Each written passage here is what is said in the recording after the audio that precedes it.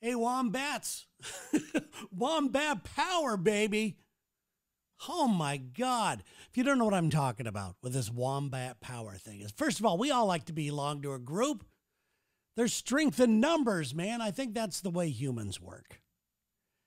You know, whether it's a political group or you're a certain fan of a sports team, like today I'm wearing my Bad News Bears jersey. I hardly ever wear jerseys, but I put it on today for some reason.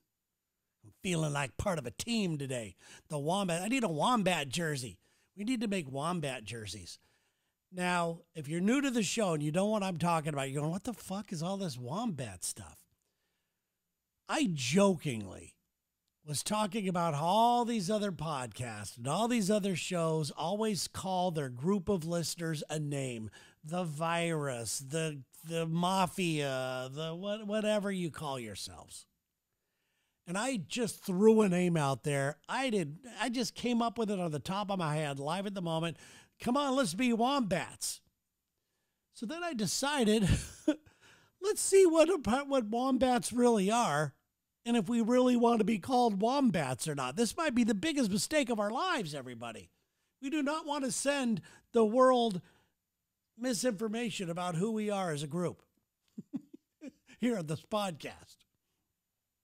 Turns out the positive things of wombats that I was able to learn about, and I Googled them. Yeah, there's some other things that are like, normal animal stuff, like they eat their young or something. I don't know. Anyway, I don't think they do that. They're marsupials. They carry them around in their pouch, and their pouch is on the back of their body, by the way. I don't know how they get them out of there, but still. What I've learned about wombats, and this is why I'm very proud that I just threw a wombat out there. This is why I think this is the universe lining up for us, Wombat Nation. Wombats are adaptable. They adapt to all kinds of stuff. Don't we want to be that way? I know I do. We want to be that way. In fact, they're so adaptable, they shit in squares. And they take their shit, and that's how they make their house in little squares. They're like little architects with their own poo. That's crazy adaptable right there. But here's my favorite thing about wombats. A group of wombats, you know how they do it, what is a group of dolphins is called a pod or whatever, What is it, a group of crows is called a murder. I don't want that to be us. You want to know what a group of wombats is called? And how I think the universe is lining up for us on this one? A group of wombats is called a wisdom. It doesn't get any better than that. It doesn't get any better than that. They're mainly quiet. And if they're like confronted by people and they're scared or they're backed into a corner, these little things, these little rodent-y looking things, they can actually bowl a human over. This is what we all need in our life. We need more wombats in our life, more wombat power. So I'm proud to now accept. I know a lot of you said, can we reach out? Can we get a wombat shirt? Can you make a wombat shirt for Christ's sake? And I'm saying, well, let's see what these wombats are. After learning this, wombat shirts are a-coming. And I'm going to proudly wear a wombat shirt.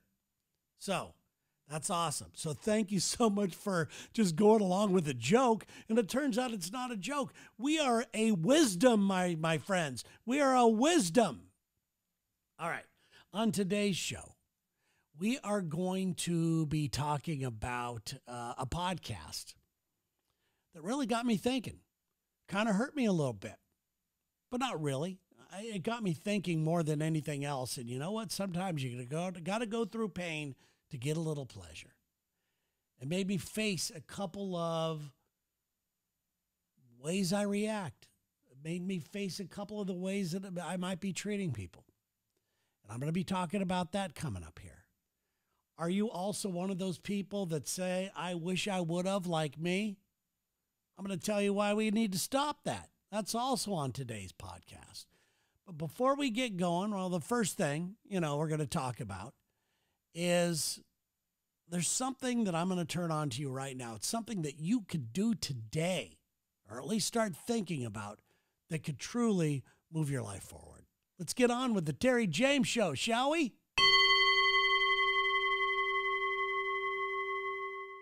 I got something I want to share with you right now. Just kind of hit me. Anytime that I've been successful, I've always had a plan. I put together some sort of plan. Now, it's very important to realize that the plans always have to change.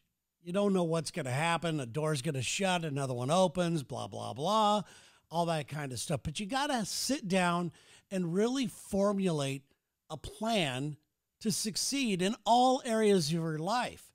Could be a career, could be whatever it is, relationship. I recently put together a plan for myself. And this is more of I thought of it as a code of conduct, but it's not really a code of conduct.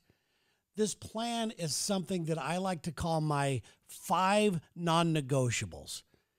As you guys know, I put a lot of thought into these things, but it's true. These 5 non-negotiables. I started off by just putting them on my cell phone.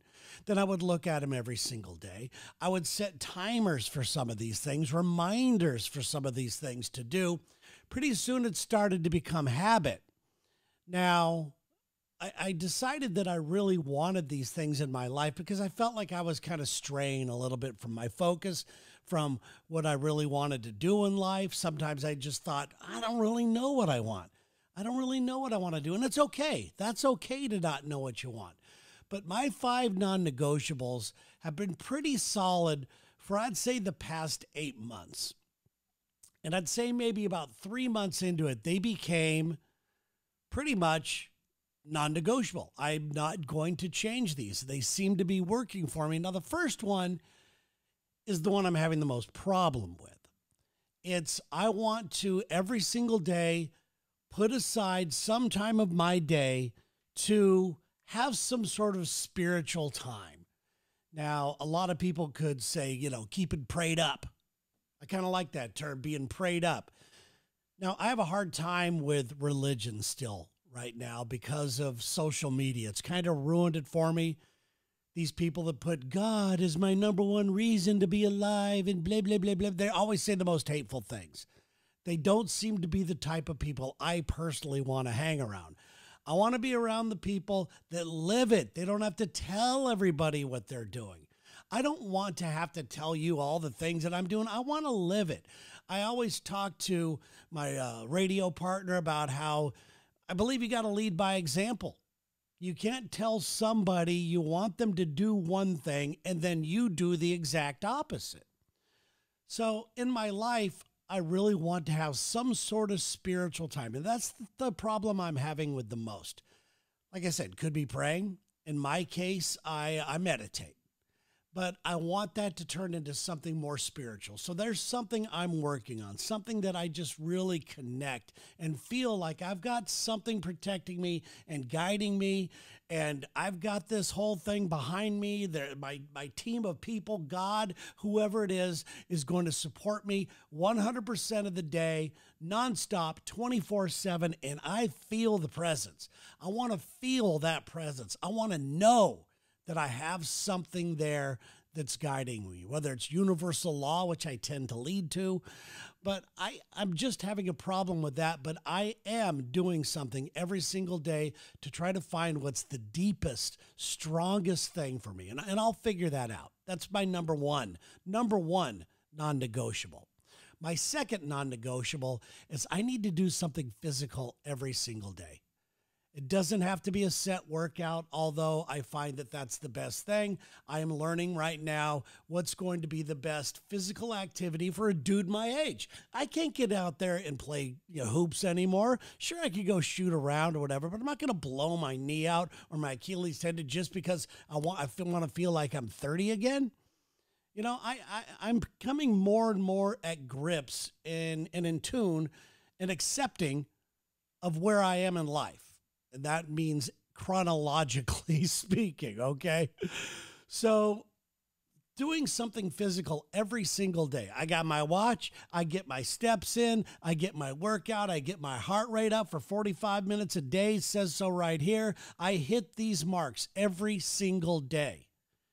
A A lot of times, like I said, it's the gym. Sometimes it's a nice day in Seattle. This is a nice time to be here. So it's a lot of times it's just instead of driving over to the post office or whatever, I'm walking my ass over there. I'm doing it. I'm just getting out and doing things. Something physical every day. And I'm leaning towards now doing something challenging, something that I'm not really good at. So, and in that case, sometimes it means, possibly risking yourself some sort of injury. I still like getting out there and doing things. I like getting sweaty and all that. But my number 2 non-negotiable, I will do this every single freaking day as long as I'm not sick or something. The other one, and I started this off, this has become one of my most telling ones, I think. I started off by setting a reminder on my phone or my watch, and it would remind me every single hour, at the top of the hour, while I'm awake, to take a couple of seconds, to take a deep breath, and feel gratitude. This one has really helped me a lot.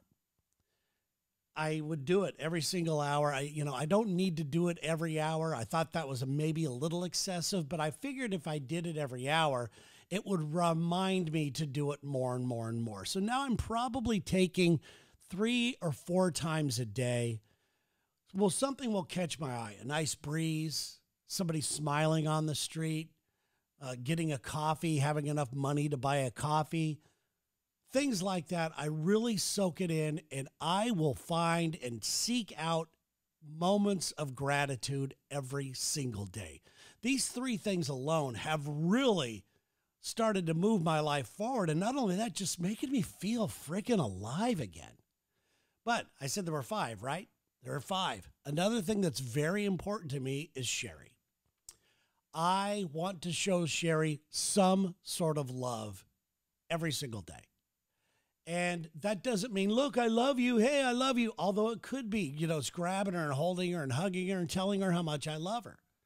It could be just she's out working. She's got 2 jobs now. She gets home late. So you know what? I clean the house. I do a lot of different things, and she notices. But that's a love thing. This is something that I'm not relying on her. I want to make life easier for her. So, and I do want to show her that I love her. I do want to get her little gifts. I do want to tell her how beautiful she looks. I do want to make sure that I'm saying that stuff and she knows throughout the day that I'm her man. So that is number 4. The number 4 things of 5 things that are non-negotiables every single day. I do this. And this is one that I have had a hard time doing. I've been struggling with this because of going on vacation, and I will write this off. And I'm going to keep with my going on vacation thing, that when I go on vacation, when I go out to eat with friends, I'm going to eat anything I want. Doesn't mean I have to eat poorly. It doesn't mean I have to have 1 or 2 extra drinks or anything like that. It just means I'm free. I'm free of the stress of this type of thing. And I want to make them celebratory. So I figured, in my little math in my little head, I figured that I have 21 meals a week. And if I eat good 85% of the time, if I make healthy choices 85% of the time, I'm going to shed weight. I'm going to be lighter. I'm going to be more focused. All of my vitals are going to be in place. And it's absolutely true. This has worked for me. So 21 meals a week. And I have 3 meals where I just, throughout the week, doesn't matter what day it is. Usually for me, it's usually a Friday night, maybe a Saturday night, maybe a lunch that Sherry and I decide to go out and get or what have you. But that's just 3 out of 21 meals are anything goes meals. That's 85% of the time that I am right around 85. Don't hit me with your math shit, okay? But it's about 85% of the time that I am doing the right thing. I'm making the right choice. And just doing that and knowing that you have those 3 meals throughout the day, it just kind of opens it up. It kind of makes you feel like you're in control of this bitch. It means I'm driving the train here. I'm doing this. So think about your own things, your own non-negotiables. I don't expect you to do any of the stuff that I'm doing, but I do think it's important for you to come up with your own non-negotiables. What are they? Are they to spend time with your children? Are they to be kinder to yourself? Are you somebody who beat the shit out of yourself? Look in the mirror every morning and go, you know what? I'm an all right person. I got this. That type of stuff. You have to be very focused and you have to be very active in your own happiness. You have to decide that I'm going to do what it takes to have a great freaking day every day as much as I possibly can, because God knows the universe is going to throw us problems, sickness and death and sadness and, not enough money and all those things. But if you have your own positive non-negotiables, write them down, give them a try, and let me know how they work for you. If you have those, you will quickly, and I mean quickly, see how they make your day that much better. So I just finished listening to a podcast from our own Sarah B. Morgan, who works on the Lex and Terry Show. For those of you who don't know, she's got a brand new podcast called The Sarah B. Show. And I highly suggest you check it out. She is facing a lot of her fears on this show, doing a show on her own, me knowing her personally, really exposing a lot, which is something she's never had a problem doing. She's an open book, very vulnerable.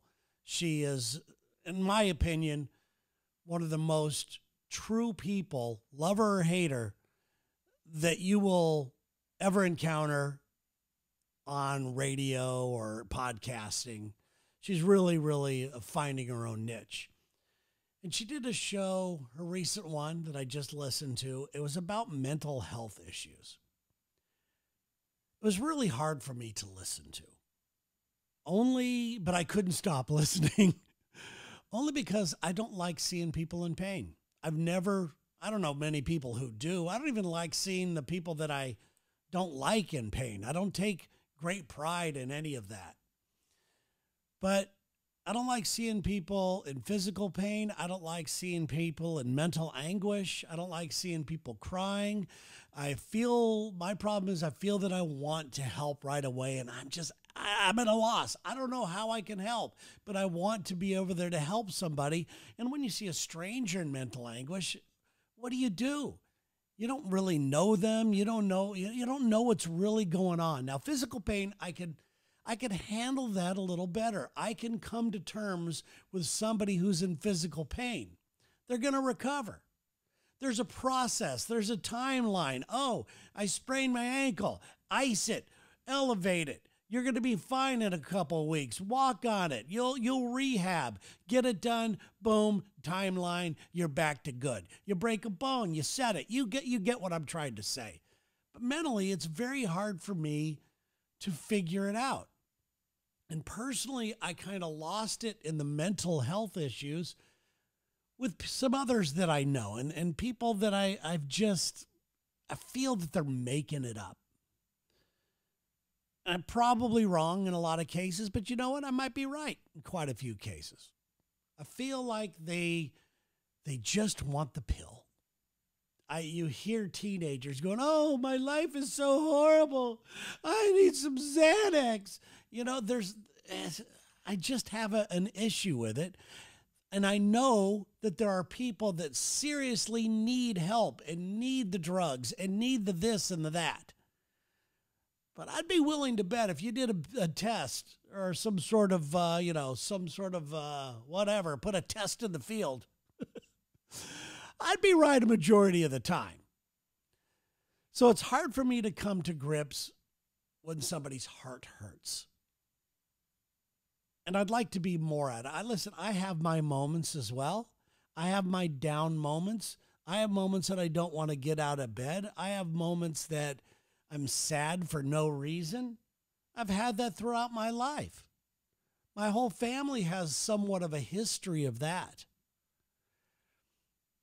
But I just look at it as, I'll get over it, and I usually do. I don't think I need any drugs. I just think I need to figure it out. How hard is this? So she shed a whole new light for me on this. And Sarah, if you're listening to this, I appreciate you for doing that podcast. I know it wasn't an easy thing for you to do. You even told me on the air this morning that I was in your mind at a lot of this, and I'm sad that I was in your mind for a lot of this, that you thought that I'd sit there and be judging, but I understand why you think so. And I could probably be better at this. But, I just don't know how to help, and that's where I'm lost. So for those of you that are hurting, I'm doing my best to feel for you. When you hurt yourself and, on the schoolyard, it's like, rub some dirt on it. You'll be fine. And in most cases, you're right. But mentally, the self-doubt, the different things that our mind could go down. Listen, I've gone down some spirals, like I've said. And maybe I'm luckier than most. Maybe it doesn't hit me as hard as most. But there are days, and my wife will tell you, there are days that she just says, you need to go out for a walk. You need to go for a drive. You need to be on your own. I don't treat her as kindly as I should, or I'm sad for no reason, or I'm frustrated because things aren't going my way. And I think that's what a lot of mental health is. Things aren't going your way. How do you deal with it? So so maybe that's something that I could work on as well. I just hope that you're getting the help you need. I'm hoping it's legit. I hope that you need it. I wouldn't get all drugged up for no reason whatsoever. That's just my own theory, my own way that I look at things. You could look at it differently. I'm not going to judge you. But seeing people in pain, seeing people in any kind of pain, like I said, mental anguish or physical pain, it hurts me. It hurts me to see them that way. I'm a people pleaser. And when I don't see people pleased, I start going, is it me? Is there something I could do? And that could be. Some people say that's a form of mental issues. Why would I care so much about others?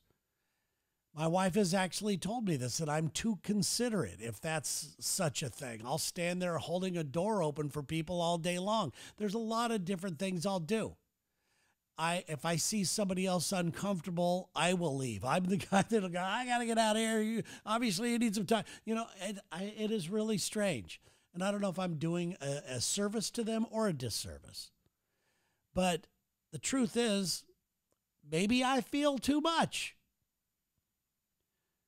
If I didn't feel so much for people's pain, I think I'd get a lot more done. But I also think that would make me a lot less human.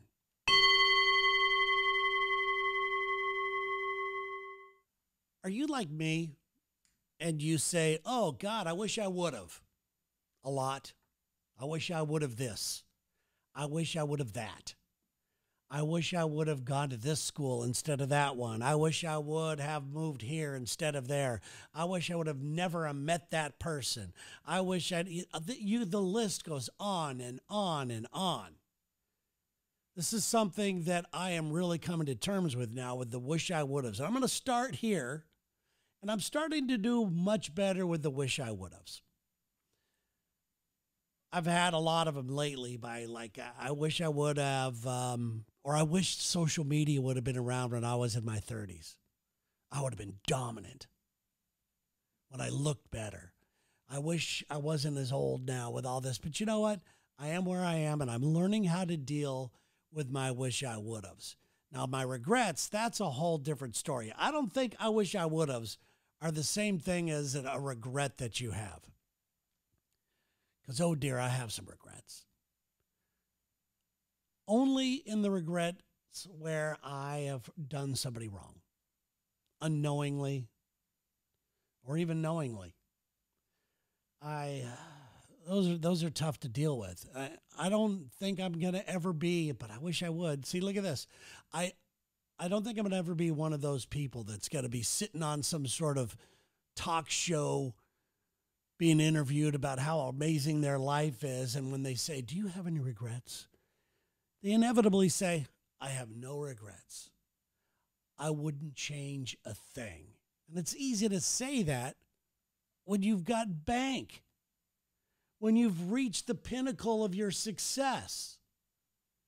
So easy to say that. Quit acting like a fucking hero. You know,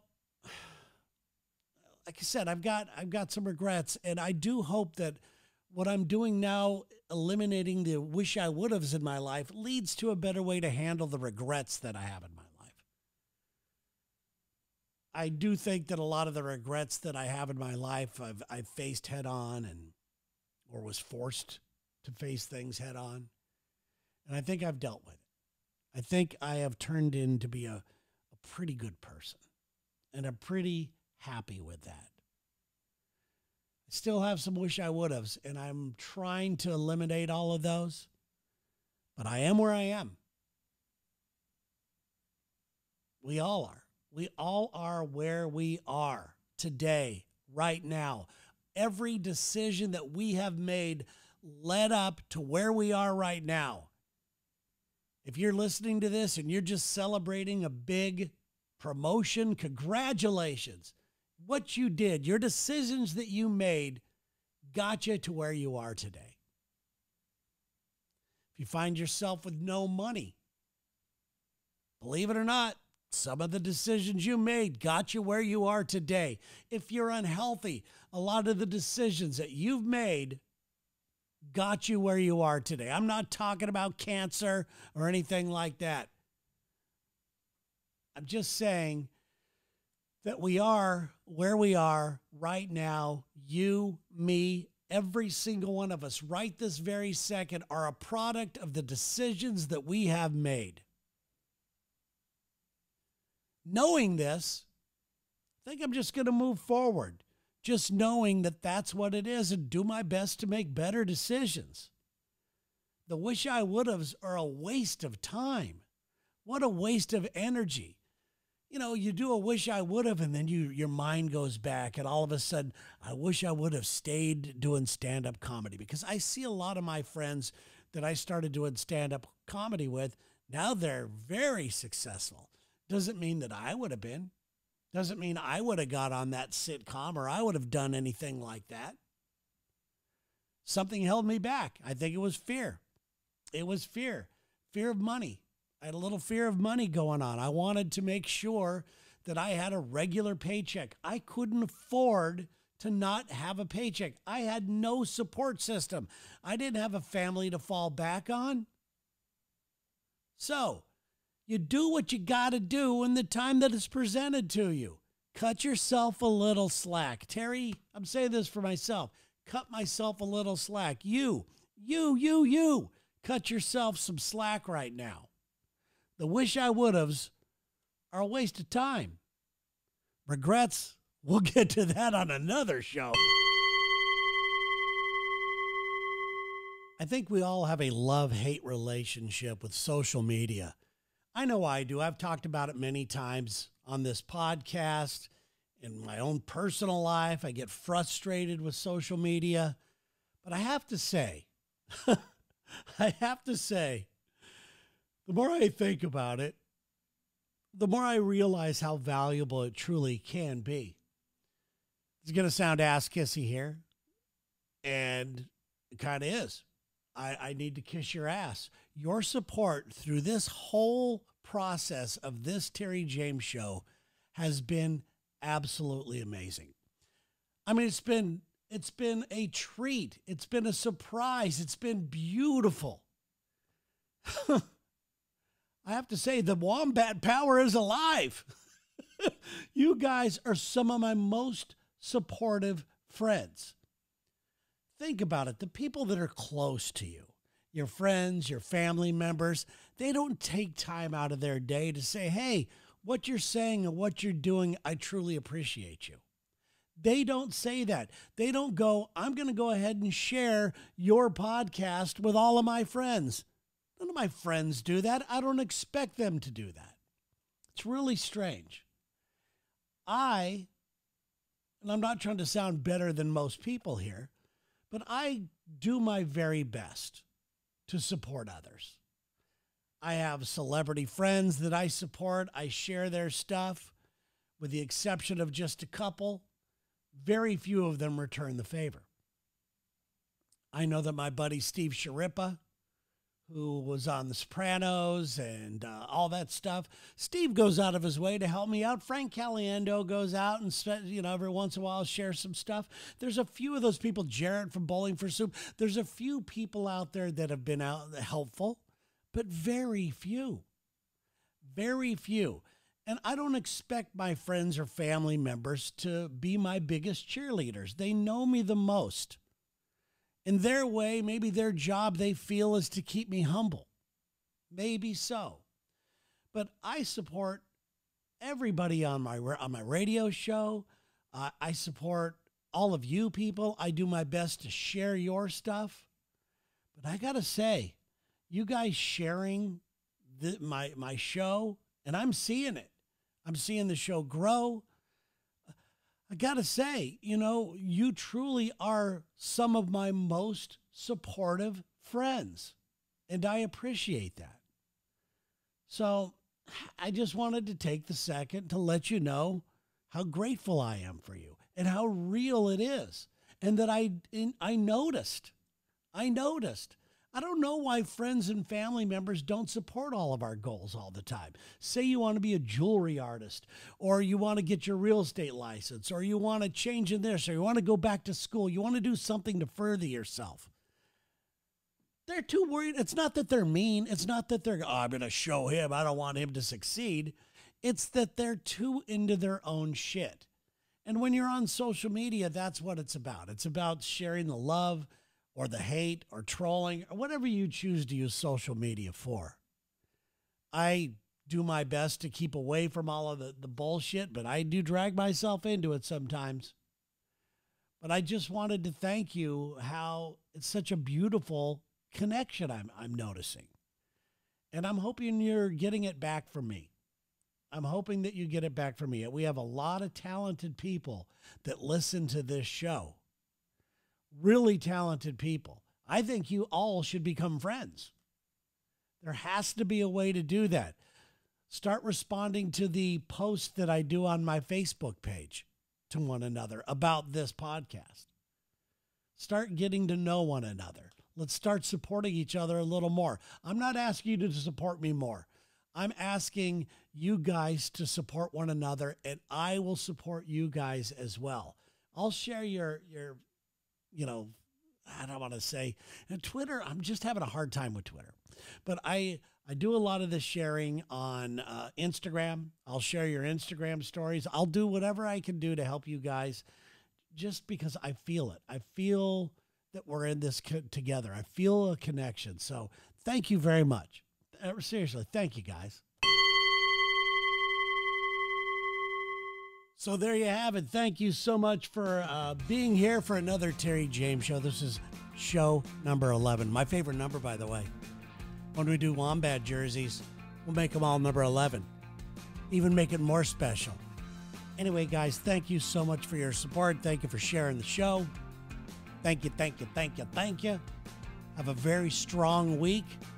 I still want to surprise you guys with a little live pop-up. That might happen this weekend. So follow me on Instagram or Facebook. I'll do it on one of those. In the meantime, I'm thinking of you. I'm cheering you on. If you're sending something on Facebook, or you have a special skill or talent, and I see you posting it, I'm sharing it. You guys are making my life. Thank you, guys. Let me make this music go away and be like a professional show here. Hold on. Got to time it to the end. So here's what you got to do, guys.